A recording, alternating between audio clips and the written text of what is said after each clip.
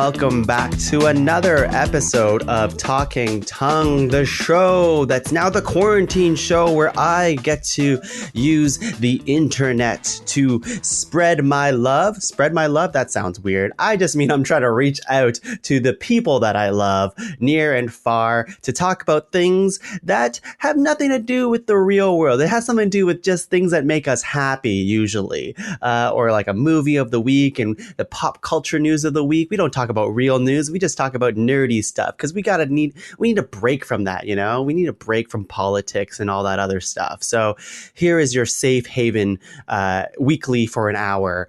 And who I have is someone very special that I have not seen in a while. Actually, no, that's not true. We saw each other maybe like a couple weeks ago where Laura dropped them a pie. Or is that how it worked? No, you came to us, we gave you a pie, and you gave us, what did you give us? Oh, you gave us Tim Hortons. That was good. Or Starbucks. I can't remember. It was Anyways, Starbucks. It was Starbucks. Okay, way better than Tim Hortons. I'm sorry. But who I have calling in today is the somber and icky. I'm using an adjective generator for this. Sorry, this is okay. I'm starting over because this does not describe you very well. So let's get another two. We have the obvious and ear-splitting. Oh my God, I'm so sorry. Nivala Maharaj. Hello, Nivala. Hello, Tuong. What's up? What's happening? I'm sorry I gave you 4 duds for adjectives. That's okay. You know, sometimes I am like that. No, you didn't deserve me giving you 4 bad adjectives and then me saying you came here with Tim Hortons. Like that. That's just an insult to the person you are. Funny? I only remember that it was Starbucks because I went to the Starbucks and was shocked at how long the line was. And then I just sat there and I was like, wow, this is taking a really long time. And then it was like 15 minutes later and I had only moved up 1 car. And I was like, oh God. Yeah. Well, Nivala, I'm so happy you're here. We haven't seen you in the pod cavern for quite a while. I mean, you've been on a Talkin Tuong episode before. You've been on a few ranked episodes before, but it's been too long. Too long. I have all the ideas, all the opinions now. Yeah, I'm so excited for this. But Nivala, you know, some people have not heard from you since the revamp of Talkin Tuong. So before we get into what we're talking about for the week, can you introduce who you are and how you've been? How are you dealing with the pandemic? What makes you happy? Well, let me just tell you, Tuong. This is new. If you haven't listened to me before, you would know that. Wait, no, if you haven't listened. Anyways, I just wasn't a gamer. I'm just gonna go. This is new. I wasn't a gamer before, and then during the pandemic, I picked up gaming, and I'm apparently good at Call of Duty. Oh wow! I don't have the patience for it, but I'm good at it. And then I also got a Nintendo Switch just so I could play Animal Crossing, and Animal Crossing has been just my source of joy for the past couple of months. It's just fun. Good. Yeah. Isn't the swimming update just lovely? Oh my goodness. I just literally swam around my island for a solid 2 hours last night. It's just so relaxing. There's nothing to it. You just jump in the water, you hit A, and then you dive, you pick up some sea creatures. Your guy says something funny about it. And if you pick up some scallops, then Pascal comes around and it's just a cute thing and you can trade for recipes and it's just fun. It's so cool. Hopefully I get a scallop tonight when I go searching. But yeah, that's the fun and exciting thing. I really liked being work from home because I could just spend 2 extra hours watching all the Korean dramas that I love. So you watch Korean dramas? I did not know this. I do. Oh my goodness. So I started watching family dramas. I normally watch comedy, horror, and the variety shows. But then I started getting into family dramas over the pandemic. And those tend to be the longer ones, like 50 episodes or 100 episodes. Oh my God. I'm like on to my 4th one right now. So I just have to mention this to the people at home. Nivala can consume an enormous amount of content. And because she doesn't sleep, you get like 4 hours of sleep a night and you're just good to go without coffee. It's insane. Yeah, I'm just right there ready to go. Last night I had 3 hours of sleep and then I did a workout, went to work, and then... Are you feeling like you're never tired after 3 hours of sleep? No, not really. That If it's like I 3 hours and 15 minutes of sleep, though, then I'll feel tired because then I think you're like leading up into the next sleep cycle. So you're like almost into deep sleep, and then you're just like groggy for the first 2 hours of your day. So you never let yourself sleep into deep sleep. You're always just Yeah. towing the line of Yeah. how much sleep. Yeah. Wow, Nivala. Actually, you know what? I just had a flashback. I'm like, what Talking Tongue episode was Nivala on? And I remember because I just edited this episode for Disney Dummies for next week. But it was we watched Dumbo together. Oh my goodness. Yes, Dumbo. Oh, Oh, I forgot about that. we all have. We all try to. Spoiler alert. Yeah, it's not good. Spoiler alert, just it's free on Disney Plus. Just don't. There's so much other better stuff you can watch.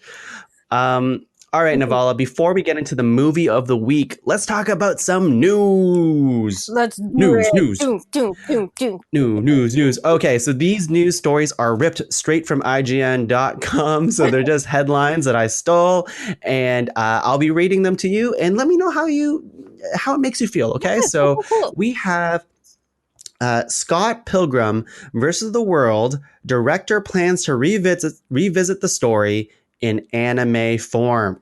I'm here for it. I'd do that. Yeah, I love Scott Pilgrim. I think it'd be great.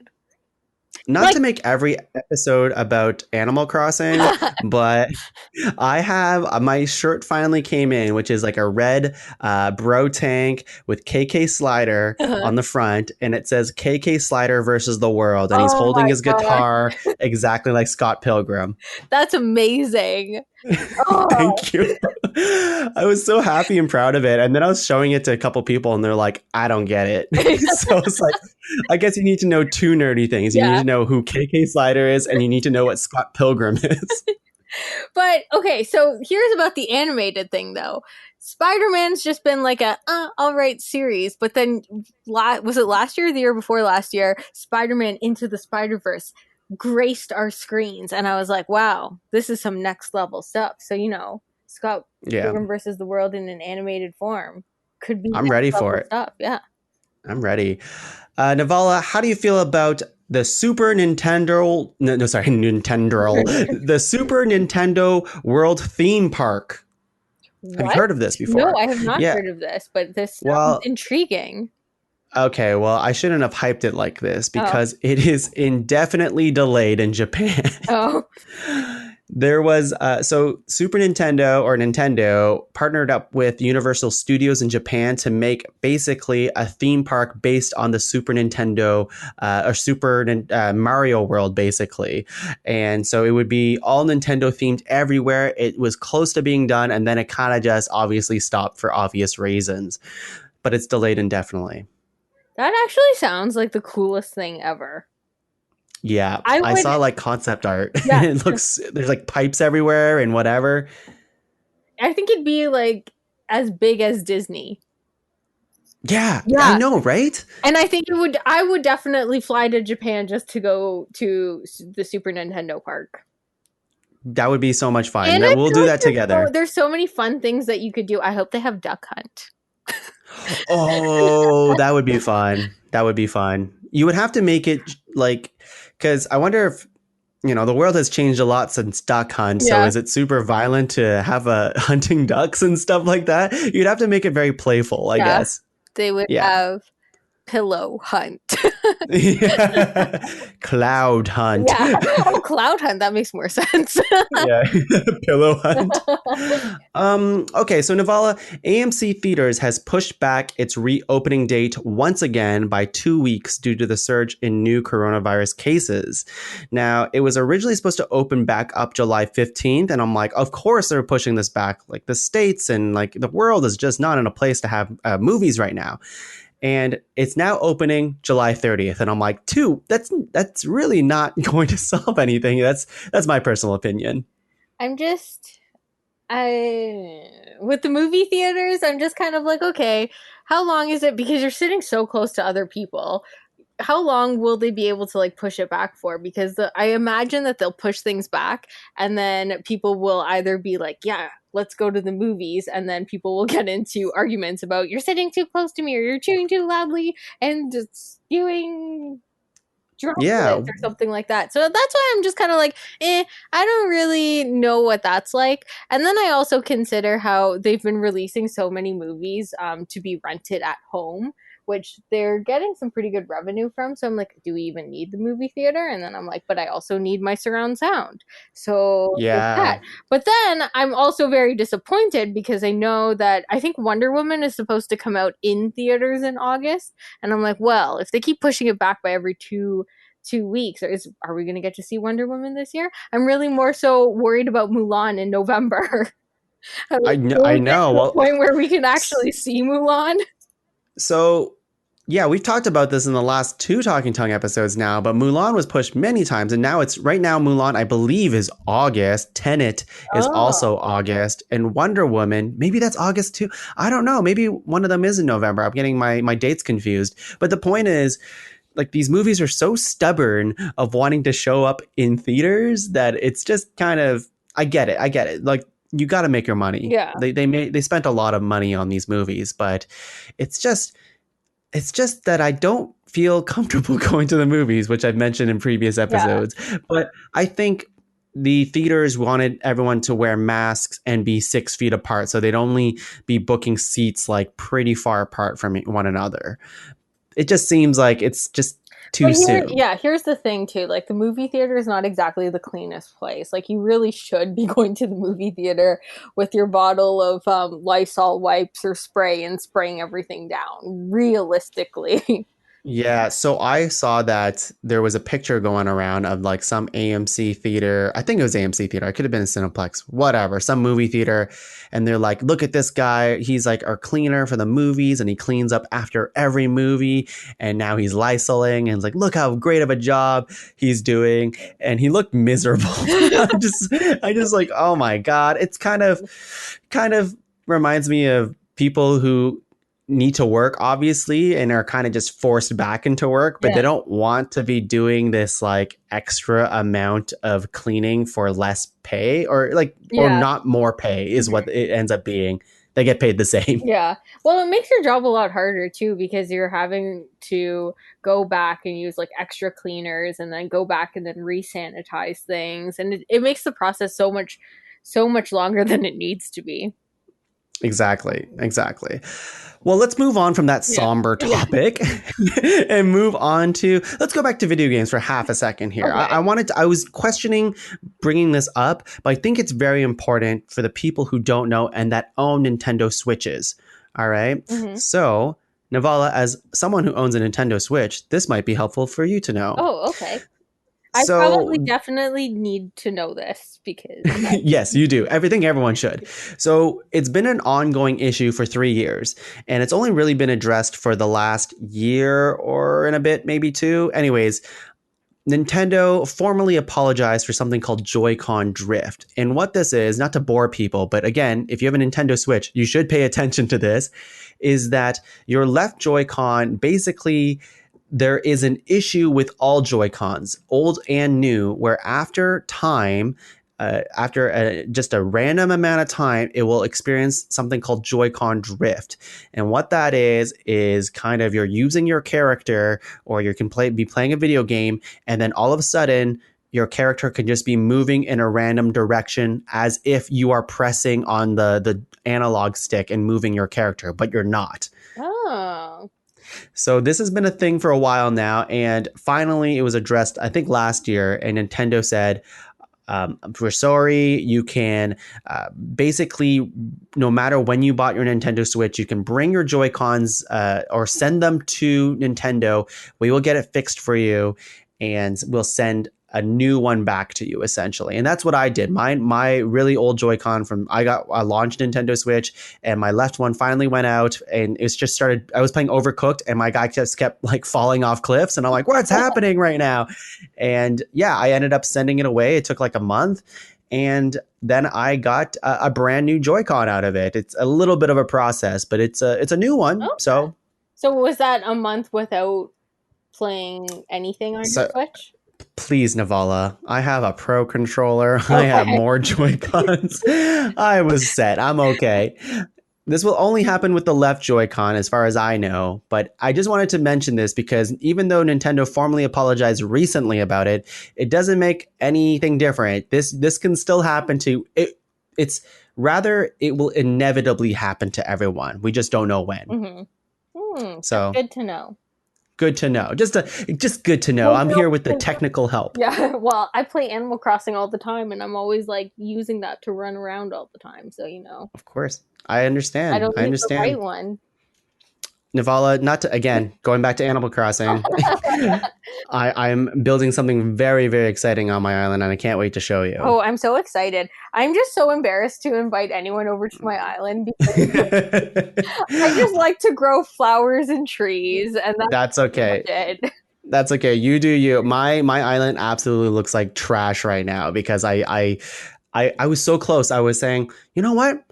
I put over 300 hours in Animal Crossing, and I feel like I did it. I did Yeah. exactly what I wanted to do. I had the best time ever this year, and just joy of just, it's a good getaway kind of thing. But I think it's finally time to put it down. Oh my God, they're swimming. Yeah, I know. Oh my God, there is a new idea I had, and now it's consuming me, and now I have to tear up this island that I spent so long working on, and now I'm gonna redo it with some nicer stuff or a new idea.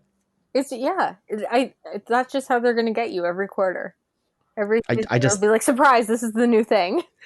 you're like, damn it! And they have updates for years. They said they have stuff that will last for literal a year. So I'm very excited about that. And it's been every single month they just trickle in something new. Oh my gosh, it's just so cool. I just love it, and the thought that goes into it is just mind-boggling to me. It Yeah, me really too. is. I don't know. It's a whole new world that I can't fathom. But again, Navala, today's not Animal Crossing talk, although I am enjoying this because not all my guests can tolerate my Animal Crossing You talk. should just do an Animal Crossing talk. I know I should. But let's talk about Beavis and Butthead, even though I haven't really seen too much of it. But this kind of will go hand in hand with the revival of old 90s cartoons and old early 2000 cartoons. Okay. And just, although maybe Beavis and Butthead's a little bit earlier than that. I can't remember. Anyways, Comedy Central orders 2 new seasons of the animated sitcom. So it's coming back. Same with Clone High. Clone High is coming back. Oh. I'm more excited about Clone High personally. Yeah. I mean, I remember not enjoying Beavis and Butthead that much. I was just kind of like, it's all right. But Yeah. I also did not like Beavis and Butthead, but I don't think I was old enough to really get what they were going for back in the day. Clone High. I'm just checking. I'm just looking it up because I can never remember the names of things. Yes, that's fair. Clone High had like Gandhi. Oh, I remember this one. Yep. Yeah, Yep. this one was pretty cool. Okay, did you ever watch the show called 16 though? No, what's that? It was basically like an animated series in similar animations to Clone High. And it was basically 6 friends that worked at the mall and hung out together. It was basically like Friends, the TV show for 16-year-olds. But animated? But animated, yeah. And wow. I quite enjoyed that. So I was like, if we're bringing that back as well, that'd be cool. But I think Clone High is a lot different. Now, Clone High was done, Nivala, by the people. It's done from Phil Lord and Chris Miller. Mm-hmm. So we have people who are, become such juggernauts in the film world, and they've done things. For people who don't know, like these people like made the Lego Movie and much more after that. But one of the they're just so good with comedy chops, and it's so exciting that they're coming back to one of their old classics. Now, it was critically acclaimed but was canceled after 1 season, in part because there was international outrage over the show's depiction of Gandhi.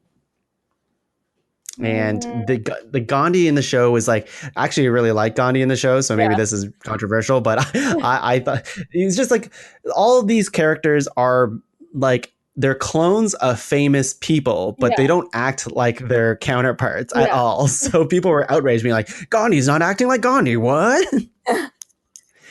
It's just silly. I don't know. I think it'd be pretty cool. I don't know. I find a lot of things are like canceled way too early because for just like random reasons. I mean, sometimes I'm like, hey guys, this is just fake, right? Yeah, I don't know exactly. people. I don't know. Let's move on, Navala, to something. Let's go to. We have just two more news stories for you. Okay. Now, this one's a little bit on the. It's an interesting thing in a way, and I don't know how I feel about it. I just think it's interesting because the whole Snyder cut from Justice League fame, from Yeah. Zack Snyder, has Yeah. been a big hot topic, right? Yeah. And what happened recently was Ray Fisher, the actor who played Cyborg, has been kind of blowing up the internet a little bit. Mm-hmm. And he's been saying things like this. He posted a clip of him saying when Joss Whedon came and took over for Justice League, he was saying really nice things about him in this one clip. But the tweet was saying, I take it all back, or like, I don't believe in any of this. Like, this is all a lie, or something like that, Ooh. along the lines of that. Mm-hmm. And it was like really juicy. It's like, oh my God, what's he going to say? Mm-hmm. And basically, he was saying things like Joss Whedon's on-set treatment of the cast and crew of Justice League was gross, abusive, unprofessional, and completely unacceptable. And then everyone's like, oh my God, because Joss Whedon, I love his work, but he's definitely come out, or there's been a lot of like kind of controversy over him over the years, Yeah. and how he treats people and how he views himself as a feminist. And he is very says a lot of things on Twitter that makes him seem like someone who fights for the greater good kind of thing. And a lot of his work portrays that as well. But then other people, say the opposite. So it's kind of a dice. I think that just goes to show like Hollywood in general is kind of like that. Yeah. You can never really trust anybody. But anyways, the producer and former Warner Brothers co-president, John Berg, fired back at Ray Fisher, saying something like, no, it was Ray Fisher who basically was being kind of a baby on set, and that he was just upset about the reshoots, and that he was being like kind of just not a good person and was not cooperative at saying basic things that Cyborg, the character, would say in comic books. He wouldn't say on during filming, stuff like that. How do you feel about all of this info dump here? Honestly, where there's smoke, there's some fire. Yeah, I think that's also, a good way and then to summarize it. I feel like they're going to try to protect their bigger asset over their more replaceable asset, because it is Hollywood. Most people can be replaced in a heartbeat for production things, but I mean, Joss Whedon is Joss Whedon, so they might try to keep him a little bit more on the happier side. Yeah, it's tough. I mean, I think there's a part of it where Ray Fisher had one of the biggest opportunities of a lifetime to play a superhero in a big marquee superhero movie, even though it wasn't, well regarded or anything like that. But you're looking at superhero money, which is huge these days. Mm-hmm. And his original like solo film Cyborg was canceled. It's not coming to light because DC did an entire pivot after Justice League, because they saw their trajectory and the timeline of how they did things was not good. Yeah. And if you look at like DC's recent output, they're doing a way better job now without having to like try to do the Marvel thing of having everything connected and all this stuff. Mm-hmm. But anyways, I think Ray Fisher is someone who his feelings probably are true, and I'm not actually siding with anyone because I don't know enough about anything to make a real opinion about it. But I do think part of it is like this guy had such a cool opportunity to play this amazing character, and part of his dream is basically ripped away from him from the executives. Mm-hmm. Oh, 100%. I just wanted to say I think it's very admirable of you to stick with the DC universe after the series of unfortunate films. Yeah. Well, have you seen Birds of Prey? I have not. Nivala? Is there... See Birds of Prey. Okay. I will put that on the list. You watch that. The list is 1, Birds of Prey. Okay, you watch that. You can rent it. I think it's pretty cheap to rent. Nivala, watch Birds of Prey. Get back to me. Okay.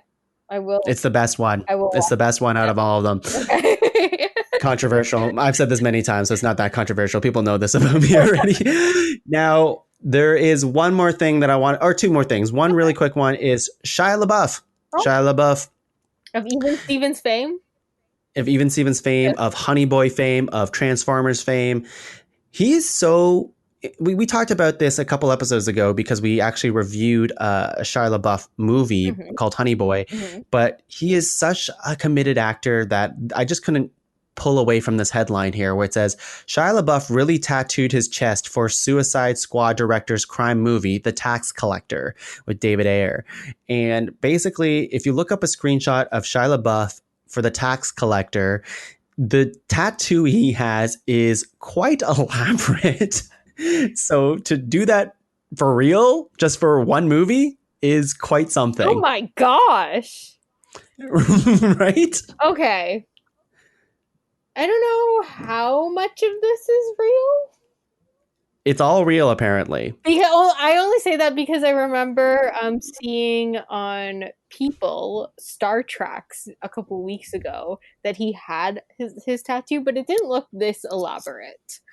So like he definitely Yeah. does have like quite a big tattoo, but it doesn't look this detailed. But I mean, I also It was seems like a lot. I was looking at it on People Star Trek, so they may not have the best telephoto lens for all I know. Right. True. Oh, And that's all I have to say about that. There's nothing yeah. to elaborate on except for like, wow, Shia LaBeouf, he's just insane. Such commitment to his stuff. He really is something else. For sure. He really is. Now, Nivala, my last news story, which there's no reason why it should be last on the news stories. This is not best for last or anything like that. I just found it fascinating, which is Fortnite. Now, I don't play Fortnite. I know you don't play Fortnite, I think. No. But I think it's fascinating because it's still relevant and that we've talked about this in previous episodes too, where Fortnite has been a platform to host trailers, to host like real music concerts within the game, and to host it's just a weird thing because like so many people play this game that I think they have again, I don't play this, but from the sound of it, they have an island or a piece of the map that is just one giant screen. So people go into the game, they go towards this screen and they get to see like a performance or something play off of this screen essentially. And the thing that is coming this time is basically We the People, which is just trying to highlight POC and the Black community and all this stuff. And I think it's just kind of neat to use your platform to host this type of stuff where I don't generally think of the people playing Fortnite interested in watching like this whole documentary or like an episode of something or even the span of a concert or a trailer, but it's cool that they're trying. Absolutely. Like my little cousins, I say they're little, they're like in their mid-teens. They play quite a bit of Fortnite and they're on Fortnite like I want to say like 8 hours a day sometimes. They're very, very into Fortnite. And it's kind of cool that they have that because they don't really know what's going on in the world. So I guess that's a cool way to highlight, hey, this is actually something that's going on in the world. Yeah, I think so. Of course, you're going to get a bunch of dummies and people who hate on the idea of people even trying to have any representation in the world, but I think it's nice. I think so too. Nivala, here we are. Okay. We're ready. It's time to tackle the movie of the week. Tell us what it is. It is Hamilton. This is Hamilton.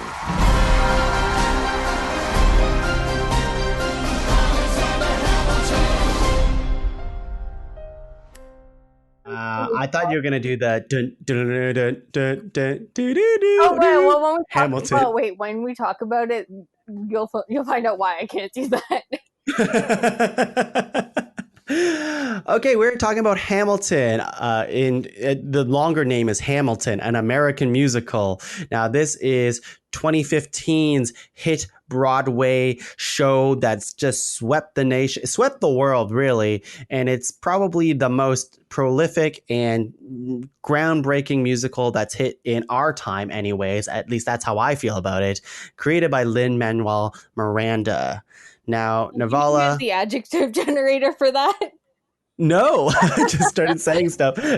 No, if I used the adjective generator, I would have said Hamilton is the electrical past American musical. Oh, electrical is pretty good. Okay, so I have a question for you. How many times have you seen it? Seen Hamilton? I've seen Hamilton twice in person and once last night on Disney Plus. And then how many times have you listened to the soundtrack? More times than I can count. I have no idea how much. Although I will say I'm the type of person who can listen to musicals or albums like on loop forever and forever and forever. And I still cannot say or like do the lyrics to any of it. I can just kind of hum along and say like the basic stuff, but like I'm so bad at remembering lyrics. Oh, I just make up my own lyrics. Yeah, me too. Me too. Like I'll go and say my shot, but I will kind of mess up the rest of it. Laura has known the lyrics to Hamilton since I've met her. So that, yes, she can basically do the entire thing. Wow, that's impressive. Yeah, I know it's a very useless skill, but it's a lot cooler to do in conversation than what I can do, which is not do any of that. Nivala, I have so much to say about Hamilton and how I feel about it, but I'm more interested in how you feel about it. Now, I said I've watched it before and listened to it before, but give me your history of what Hamilton means to you or what kind of interaction you've had with it in the past. Okay, so here's the thing. 2015 swung around and the social media platforms were abuzz with this new thing called Hamilton. It wasn't, no one knew if it was a musical, if it was a Broadway show, if it was a play, what was it? And I was like, this is fascinating. I haven't seen social media this taken by something since Adele's Rolling in the Deep. So I was like, okay, cool. Hamilton seems really cool. It's getting a lot of hype. I'm not going to look at anything because I want to experience it for myself. Then I start looking up Hamilton tickets. And in 2015, Hamilton, if you were getting the bad seats, you were looking at $1,200 to go see Hamilton. Oh my God. So I was like, okay, well, maybe eventually somewhere along the years. And then I kind of forgot about Hamilton until Tung, you actually came in to work one day. And you started playing the Hamilton soundtrack. And I was like, oh, what's this? And you're like, oh my goodness, Nivala, how do you not know? This is Hamilton. And I was like, oh this is so cool. And I was like, wow, this seems really exciting. I don't remember what they're saying or anything, but I love the music. And then I was like, Nivala, control it. Control your excitement because now Hamilton is getting easier and easier to actually watch because, prices are not $1,200 to go see something. So I was like, yeah, you'll probably see it in the next couple of years. And then I had these lofty plans to go to London and see Hamilton on the West End. And then COVID-19 hit. And I was like, well, I guess that's the end of that. Wait, so out of all of that, was last night the first time you listened to Hamilton front to back? So last night I sat down and watched Hamilton on Disney Plus with I kind of did like a watch party with my friend, but it was an old school watch party. We just FaceTimed each other, set the camera up, and then we both watched it on our respective screens. And that was the first time I watched it, like beginning to end, knew what it was all about, very, very fresh experience is what I'm getting at. Oh my God, this is even more exciting. I thought you listened to at least the soundtrack front to back a few times. No, I've listened to the first 3 tracks of the soundtrack with you at work many, many times.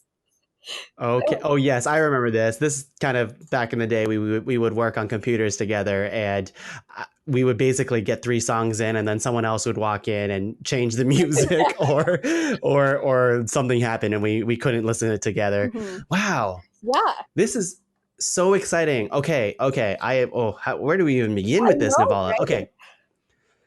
All right. So Nivala, I'll just say this recording of Hamilton was on June of 2016, I believe it said, and it's with the original cast, which is super exciting. So we have the juggernauts of Hamilton who basically made it come alive.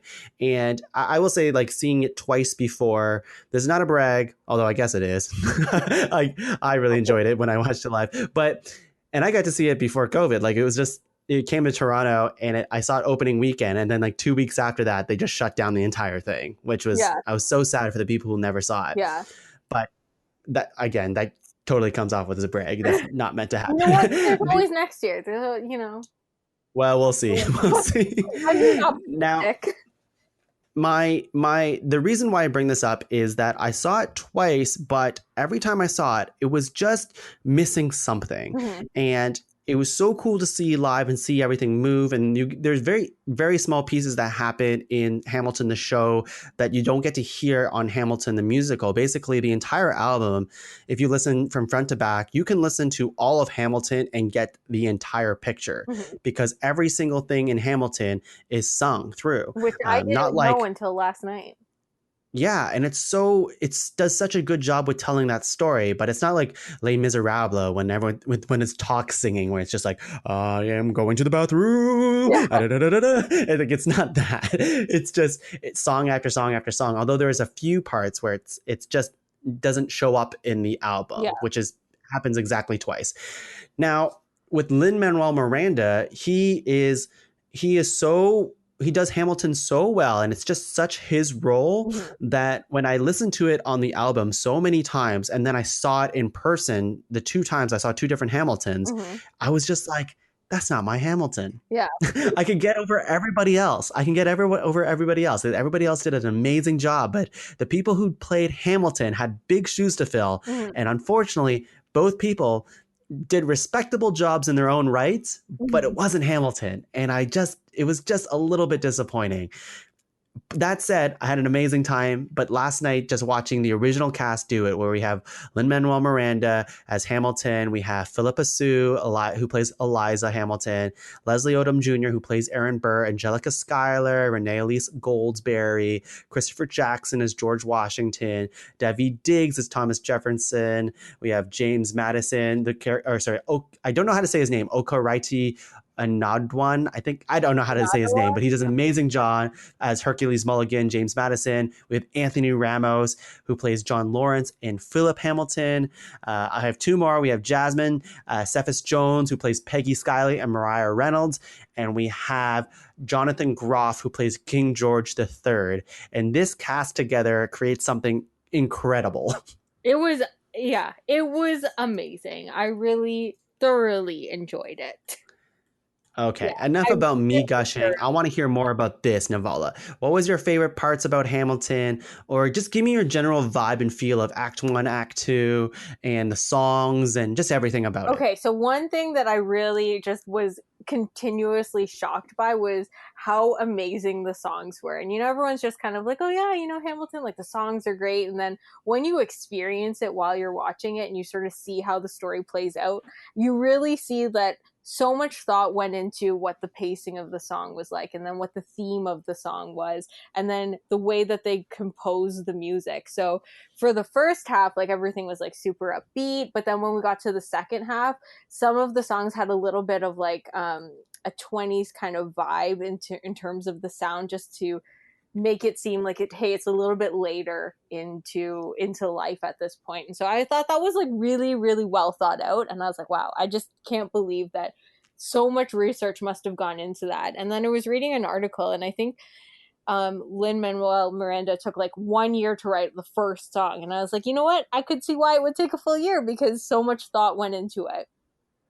So, yeah, you should go back and watch, because Lin Manuel Miranda, he performed Alexander Hamilton, the first song, in front of President Obama, and it was very early on. I think it was in like 2013 or 2014, very, very early on, and the song is like incomplete. You can see the differences between what was in what he sang that day and what happened later in the finished production. And he plays every character in the first song as well. And it's fascinating just seeing the early versions of a young Lin Manuel Miranda and now where he is today and what this musical has become. It's so good. Now, here's the thing that I had the issue with is like, it's so great, but everything, and I'm just not really good with like listening and then processing and then seeing everything that's happening all at the same time to actually follow the story. So I was like, okay, like this is really great, but there were parts where I was just like, I'm completely lost because I'm bedazzled by what's happening on stage right now that I completely missed the words to the song. So I Yeah. don't think it's like horrible or anything like that. It's just something that I like needed to either rewatch or just someone had to fill me in with what was happening. So like in the second half, I completely missed the whole point about the affair bit. And a spoiler alert, Oh, sorry. And I was like, wait, that was a thing? And then my friend was like, yeah, no, it actually is a thing. And I was like, oh, okay. that's so interesting. And you know what? I think that's very valid. We were watching with Laura's mom last night, Mm-hmm. and there's a whole song where Eliza Hamilton is singing a song called Burn, which is a beautiful, beautiful piece of music where she's just burning the letters of Hamilton after she finds out that he cheated on her and had an affair. And at the end of the song, she's like, I hope that you burn, whatever. Mm-hmm. And Laura's mom turns to us and she says, what did she say? And it's like, it's the name of the song and the thing that she's been doing the entire song. And I was just like, what? How did you? And I have a clear bias because I've listened to it so many times that I can't be in that mindset anymore. But I have to remember that you're right. There is so much packed into this musical, word for word, and every line, every word is pretty important. Mm-hmm. And if you miss it, you can miss it in the blink of an eye. Mm-hmm. And that is completely fair. And of course, if you're not someone who listens to an ounce of hip hop, then there are things that might go over your head, like it's just too fast, it's coming at you, right? Mm-hmm. So I think definitely this musical deserves multiple rewatches and multiple re-listens. If you're not going to watch it again, then again, the soundtrack stands on its own. Just re-listen to it over and over again, and the more you listen to it, the more you pick up on it. And it's just one of those things that is just amazing like that, where I can't think of many musicals that, you know, I can talk about Book of Mormon. I love Book of Mormon. It's such a fantastic, funny musical, but I basically get it the first time I see it or hear it. And that's fine. It's amazing like that. But Hamilton is so nuanced that the more I listen to it, the more I learn more about it. And it's just so much to it. It's very meaty. Mm-hmm. It's kind of like a Pixar movie. You know, when you like watch a Pixar movie, like after a couple of years, you're like, hey, I didn't notice this bit that happened before. How did I miss this the first time I watched it? Yeah, exactly. Now, But I just want to talk Nivala, about my favorite scene. yes, please do. So we see King George III coming in, the wonderful Jonathan Groff, and he's singing his song. And I just don't understand why they decided to choose the cut and really highlight, like, head on with his face when he clearly just had saliva going everywhere. I love it. It's so ridiculous. I was like, this is just such a finished production, and like they're doing all these different cuts, and I was like, this is the way that they choose to portray. But honestly, his character, like, he did such a good job with his character. Like, there was not a time that I did not like just love his energy that he brought. Yeah, exactly. And it's crazy because Jonathan Groff, he was on the off-Broadway version back in 2015, and he's the voice of what you hear on the soundtrack. But on Broadway, he was quickly he didn't end up being on, I don't think, any of the Broadway productions. I think he was just replaced by, let me see here. It says Andrew Rannells and Rory O'Malley and all these other people too. So he wasn't there for very long, as opposed to everybody else who was there for quite a few years. Oh, that's interesting. Yeah, but I love his King George. Yeah. It's so over the top. Yeah. And I don't think I could imagine anyone else doing that. I really don't. And so now I'm kind of too scared to see Hamilton in real life because I have probably a really great impression of it. And as you said earlier, like, it's what if Hamilton is not Lin Manuel Miranda and it just doesn't live up to the sort of bar that I now have in my mind. Right. I think you'll still enjoy it. Like I still did. And I think, again, the only thing that I was like, oh, I don't really feel great about this Hamilton.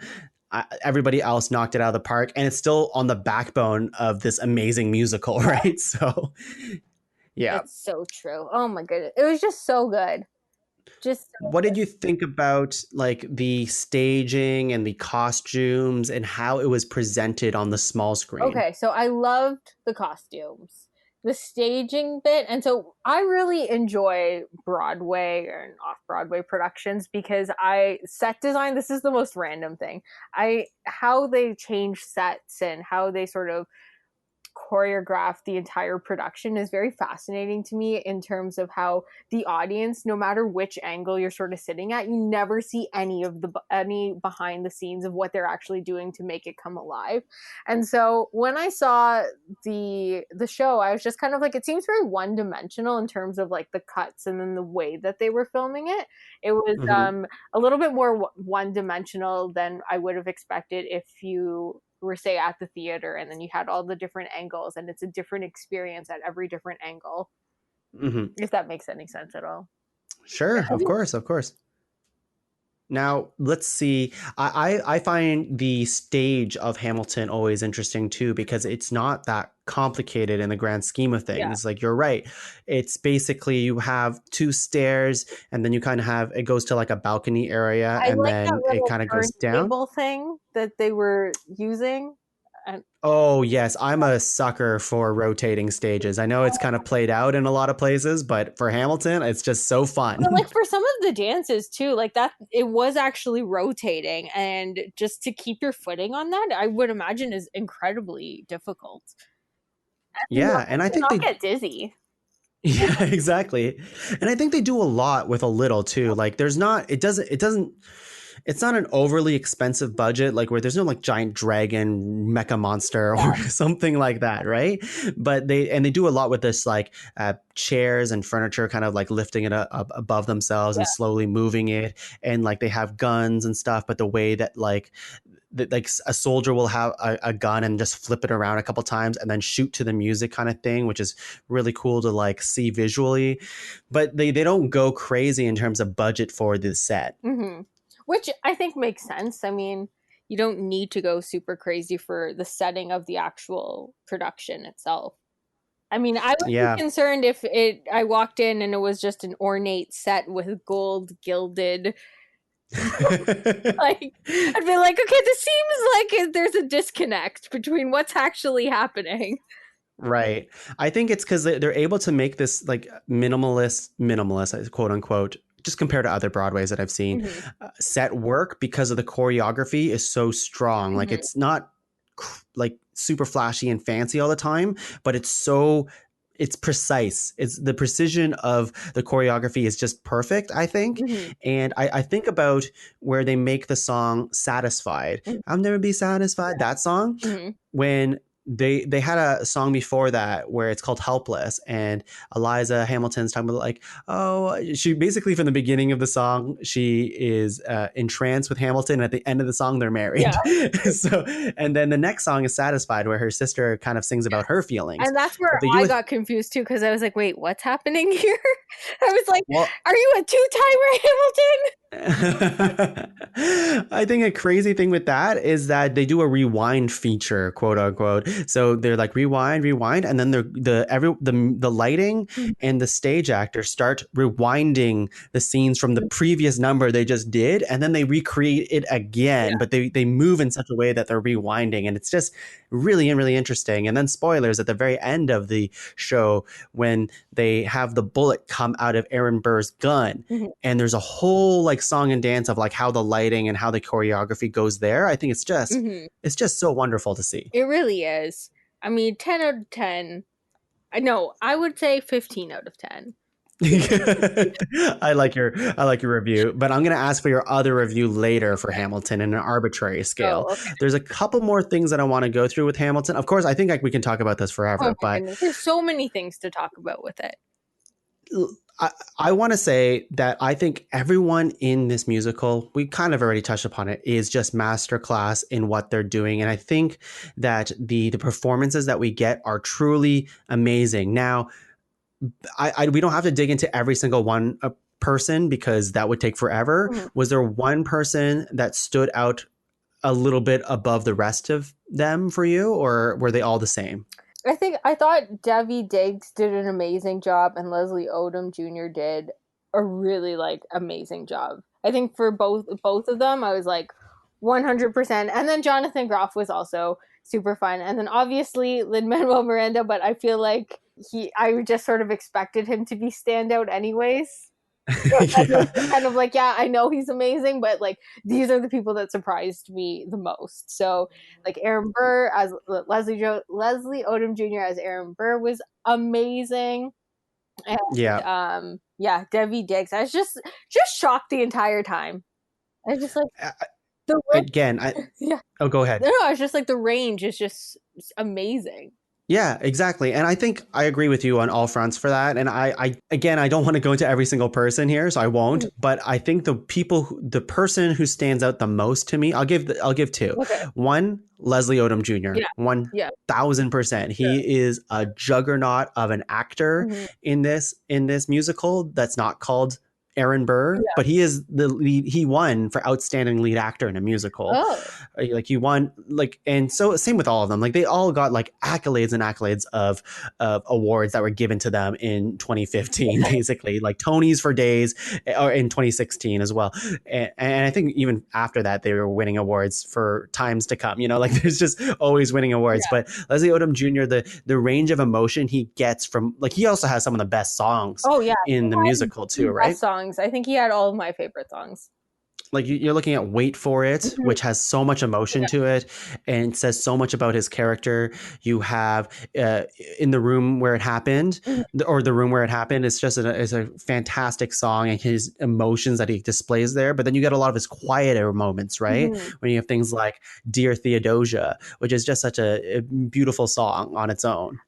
Lin Manuel Miranda said that because he was deciding which character to play, so either Hamilton or Burr, and he was like, I don't know, Burr has the greatest songs, but then I never get to be just the main lead actor. I'm always kind of like the side actor to the lead actor. So I think I'll go with Hamilton. But he's like, the Burr character has all the best songs I've ever written. So I thought that was interesting that you mentioned that, because he really does have all the best songs.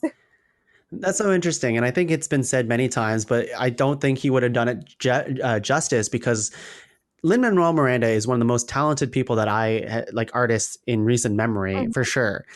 But the thing is, he is not that strong of a singer. Yeah. And I actually really do enjoy his singing because it's very unique. It's just like, oh, that's Lin singing, right? Yeah. But it's like he's not that technically great at singing, but he's so confident and he just brings it, and that you kind of forget that he's not the strongest voice. And it's not that he's off key or anything like that. He's just, his voice is just not, it's kind of nasally or like kind of like I can't even, I was gonna impersonate it, but I can't. But then you have someone who has like a very nuanced voice like Leslie Odom Jr., which is very soft but powerful. Oh, and Christopher Jackson, of course, like his Washington, he has some of the best songs in the musical too. That's true. Oh, but then Philippa Sue as well, like her. Anyways, everyone is just Renee Elise Goldsberry, or is it Goldsberry? Yeah, she really. I used to watch her on like Days of, I don't know, some sort of daytime soap opera. I don't know if it was like Days of Our Lives or something like that. And I was like, okay, she's all right of an actor. And then I saw that she made the move to theater, and then last night I see her just cross my screen. I was like, wait, what? And I was like, oh my goodness, what a powerful voice. Why were you on daytime television? Right? Oh, man. Nivala, we're getting towards the end of our conversation here. Again, we can talk about this for days, but we just want people to watch it. Go watch it if you've never seen it before. There's a few things that I have to mention before we finish here. One of them is, I'm going to end on, or not end, but I'm going to say something that's going to, I just had to bring up because it confused me, which is, there is a friend of a friend who posted on Facebook, and I was just reading through the comments because the person was saying, I'm really excited for Hamilton. And then this person started bad-mouthing Hamilton, and I'm always like super defensive about it right away. I'm like, how can you bad-mouth this masterpiece, whatever. And this person, I've seen a lot of controversial statements and critiques online, and I'm going to bring that up next to you because I think we should talk about it for like just a minute or two. But this person didn't have any like thoughtful critiques about it. Theirs was basically saying, oh, is there a plot to this? Or like, I don't get it. Like, I don't understand why the music is sung like this. Like, there's like just basic not real arguments to why they don't like it. Just kind of like, wait, are you paying attention? Because from front, like the first 3 songs clearly lay out a plot. Yeah. I think. Oh, 100%. Like I knew what was happening. Yeah, I feel like those are baseless accusations. Yeah, I was just. Like, you don't understand why the song is being sung that way. Why don't you just listen to the song? Yeah. Like I can get like some people don't enjoy musicals, and I think Hamilton is one of the most accessible musicals ever because it's not like your traditional I'm a musical, like it really tries to modernize things and whatever. But I get if even still this is not their bag. Yeah. That said, if you can't understand why they chose to sing it this way, or you just don't understand that there is a plot to Hamilton after the first 3 or 4 songs, that's a problem. You're just not paying attention. Yeah, 100%. Yeah. Okay, Nivala. I definitely get lost like a little bit in the second half too with the history bit because I'm like, okay, blink and you missed it again. Yeah. But I just went back and read my subtitles to know what was happening, which is the beauty of what you can do now if you watch it on online. Disney Plus. I can't wait to actually watch with subtitles next because then I can like see the lyrics and just see. Like imagine saying all the I mess up doing this podcast. I say ums and ahs and whatever, and these people are just nailing lines at like just rapid fire, and it's crazy to me. I get it's their job. Well, it makes me wonder how long they practiced for it and how much practice they put into it.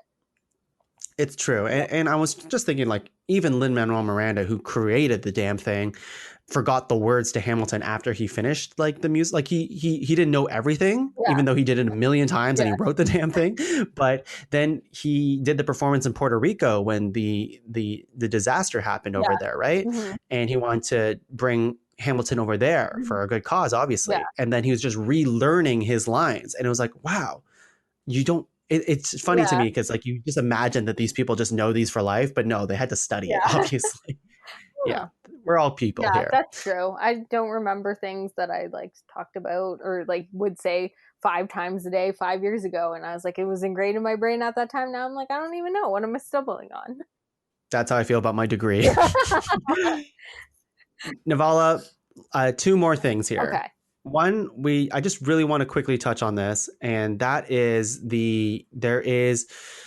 although we've been spending the last hour talking about Hamilton and why we like it so much and just kind of gushing about it. I'm not even sure if we're saying anything eloquently beside, "Ooh, I like it so much." But I personally like it because it fuses like R&B, hip hop, pop, and like all the great things about musicals and stage production, and combines it with history and makes it in a presentable format, but also tells a really great story with a bunch of really great POC actors at the front lines, just being at like the top of their game and being so amazing at what they do. And I think Hamilton, the show, I think one of the great things about that is it really gave a platform for the Black community, or like POC in general, to perform on Broadway, which is something that isn't, there's a lot of, Broadway is a pretty white thing. Yeah, there are a lot of barriers, definitely a lot of barriers to be a successful person of color on Broadway, or even just in the entertainment industry in North America. Exactly. And that's why Hamilton is so unique, because it's like, again, one of the best musicals of all time and in our modern era. And it gave these chances for the Black community and like just a bunch of different people from different backgrounds to come together to perform this thing that's not just a bunch of white people. And I think it did a great thing for Broadway. Now the controversy comes in. So there is not a lot of people. There's a big, first of all, Hamilton, critically acclaimed. I'm not going to take that away from them. And I don't actually agree with any of this, but I want to bring in the forefront because there's a backlash of its portrayal of the founding fathers and of American slavery, talking about how it doesn't address enough about American slavery and how there's historical inaccuracies in Hamilton, and how they portray the founding fathers as these cool people, even though they've done some bad things, and how it's not the champion of the Black community as people say it is, because you're basically getting the Black community to play these people who own slaves, which is super ironic, and all this other stuff. I don't know. I don't agree with any of that.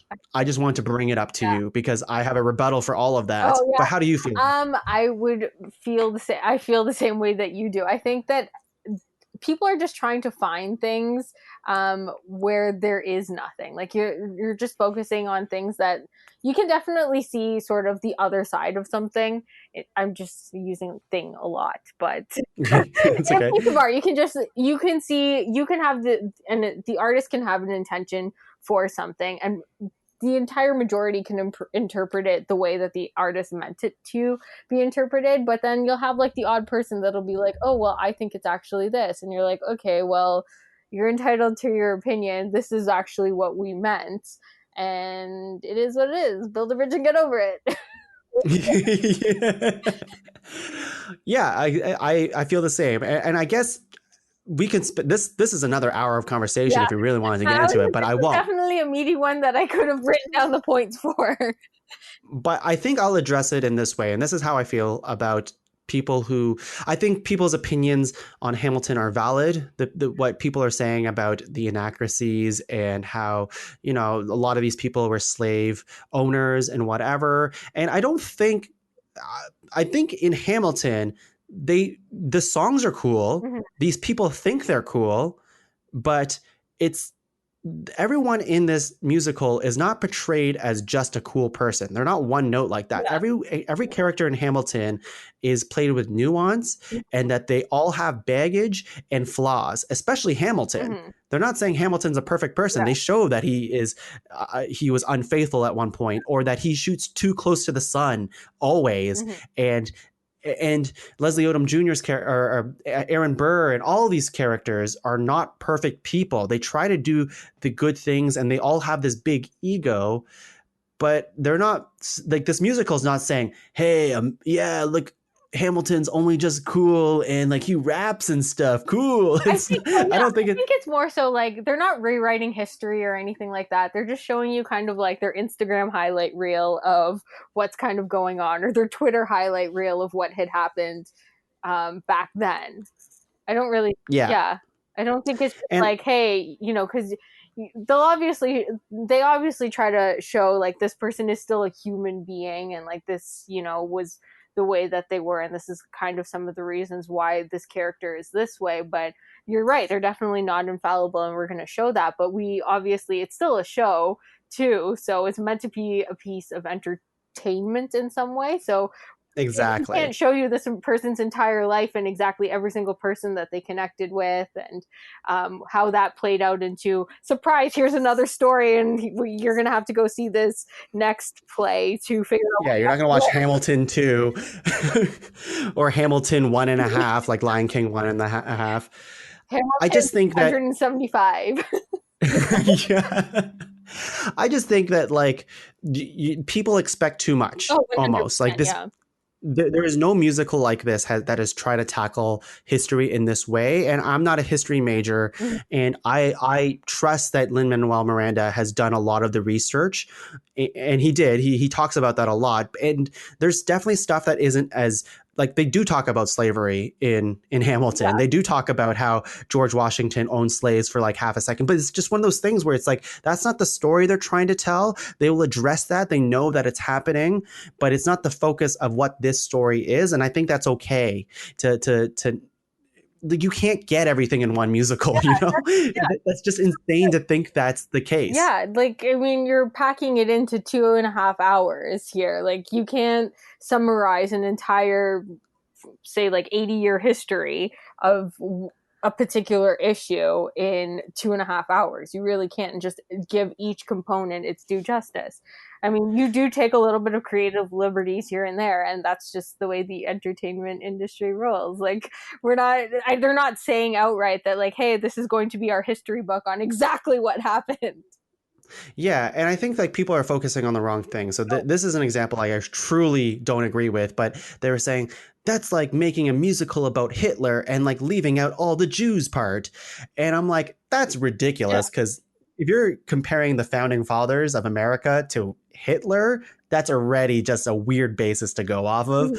And I mean, like killing like Jews and owning slaves, both bad things, but killing is the ultimate bad thing in the world. So I think it's like completely different. But the Hamilton is telling a story about this person and the legacy he tried to create, right? And it's not Hamilton the musical about slave owners.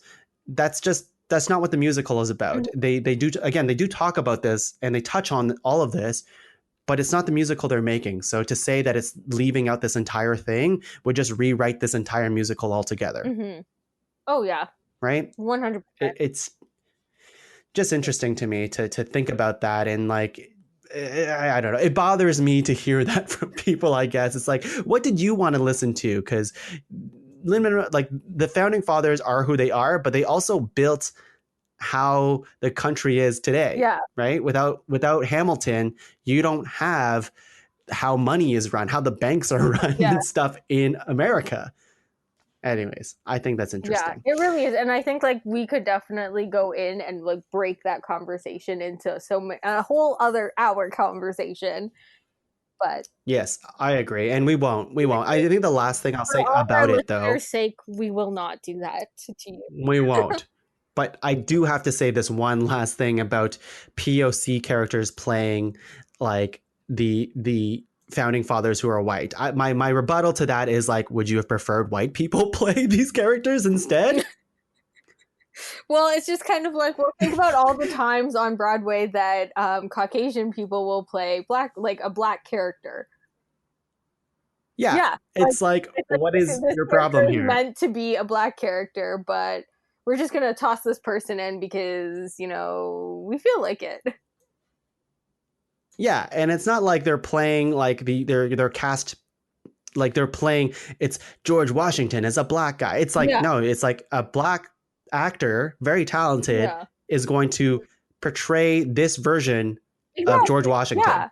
That's it. Yeah, 100%. Like I don't know if I'm not very eloquent with this, but I just don't really see it that way. I'm like, it's just a name to me. I don't associate it with like, this is this 100%, this is this person. So like, this is Thomas Jefferson. This is exactly who this person needs to be. It needs to be like his exact physical characteristics and he needs to speak this way. I'm like, no, this is not a autobiographical film on what his life was like. So I think I enjoy that it is a person of color cast. Me too. And I think they do teach you a lot about history, even though like at the end of the day, it's a piece of art that is supposed to be enjoyed. Mm-hmm. So if you wanted a long play or a long, like just read history, then just read a book about Hamilton, I guess. Mm-hmm. Yeah. Anyways. I think that is a very fair point. Nivala, before we get to the end here, I want to say, what is your favorite song of the show? If you had to pick one or two. I really like My Shot. Yes, me too. It's such a banger. It's such a banger. It really is. And then, shucks, what is the other one though? And now I'm looking at the list. Why can't I remember? Wait for it. That's the one. Yeah. 17 years later. I think that and My Shot and Wait for It. Cop-out answer. I love it all. But yes, My Shot always has a special room in my heart. I love Wait for It. I love The Room Where It Happens. Mm-hmm. I love Take a Break. The Nonstop. They're all so good. Which one is your least favorite? I don't know. I don't know. Like there's definitely like, this is all right, like, because I feel like if I say one of them is my least favorite, I'd be like, but I get it. I get why it's there. It's not, it all tells a story. So it's not, I shouldn't like insult it because of how it sounds. Like it all sounds good, but there's definitely some clear winners over others, Yeah. I think the one that always grows on me is the last song, Who Lives, Who Dies, Who Tells Your Story. Yeah. I think it's such a beautiful song that gets me more and more every time I listen to it. well, I only listened to the first time yesterday, and I was like, oh, this is a great song. But then I was like, all the songs are really great. So I'm like, oh my. I will let you know after my 5th time of watching Hamilton. Okay, good. Like, I just want to cry at the end and be like, oh my God, they end with Eliza, not Hamilton. Yeah. They're ending with Eliza, his wife, telling her story and how, and just, it's beautiful. I love it. Nivala, we're at the end of the show here. Okay. We're at the end of our show, at the end of our musical. If they made Talking Tongue the musical, it would be not as strong as Hamilton, I don't think. I mean, I don't know. I feel like you could pull something together. I've seen your I'll Make a Man Out of You karaoke. Thank you, Nivala. You're so supportive as a friend. Everybody else who's on the show is like, yeah, we'll see how you do. I think you'd be great. Thanks, Nivala. Everyone else. Tell all the listeners not to listen to everyone else and listen to me. But listen to you. Because I know what's up. Nivala, if you had to rate Hamilton on an arbitrary scale, any scale that you invent right now on the moment, on the spot, what would you rate Hamilton? This is a really random one. But you know the Hamilton pose on the poster? I would give it 10 of those poses. 10 of those poses out of how many of those poses? 8. Oh, wow. Yeah. That is intense. Yeah. That's a good rating. Yeah. And that's fantastic, Nivala. I like it. Like that's why it gets those extra 2 outside of its rating scale. There's nothing like it, and I don't think we'll see anything like that in a while. I'm very excited for In the Heights, the movie, which is the first musical that Lin Manuel Miranda has created, and starring Anthony Ramos, which will be very good. It's supposed to come out this year. It's not, unfortunately. Okay. It's not. But Nivala, if you haven't seen the trailer, I'm going to send it to you right after our conversation. Okay, cool. I haven't seen the trailer. Yeah. I try not to watch trailers these days because they get me too disappointed when they move the movie. You're right. Exactly what's happening right now. But I will watch that trailer. So okay, good. In my mind, I have already set up myself for not watching it until next year, end of year, potentially the year after. So you'll just have to watch the trailer over and over again, and I'll just have to do. Thank you so much for being here, Nivala. This was so much fun. This is so much fun. We could we need to do an Animal Crossing one. We really do. Yes, we do. It would just be about the swimming mechanic, and that's it, and how much sea creatures that we caught. But before we end, Nivala, do you have anything to plug for the people? Okay, so back to Animal Crossing. I'm horrible at my island design, but there's this YouTuber that goes by the name of Chase Crossing, and he does tours of other people's islands, and they're actually really great. And so you can just see like a ton of different islands, explore other people's islands, get some really good ideas. And I have been consuming too many videos of Chase Crossing, but I think you should check it out if you are an Animal Crossing fan. It's just giving you ideas for when you create the same thing, really. So yeah, like so far I'm just terraforming waterfalls according to 5 different islands. And Hey, I think that's pretty cool. Yeah. So next time you're on, we'll talk about Animal Crossing. And unfortunately, that's the end of the show today. Yeah. No, this didn't last long enough. Although this is one of the longest Talking Tongue episodes in a while. So and we had so much more to say. Yes, but here we are. Like so many headliners. Me telling my stories about Animal Crossing. Exactly. But until the next time we see you, Nivala, everybody else can check out the other shows in the Pod Cavern at www.podcavern.com. We're going to see you all next week with a brand new guest, but we will see Nivala again. But until then, Nivala has a famous catchphrase. Keep the turntables turning.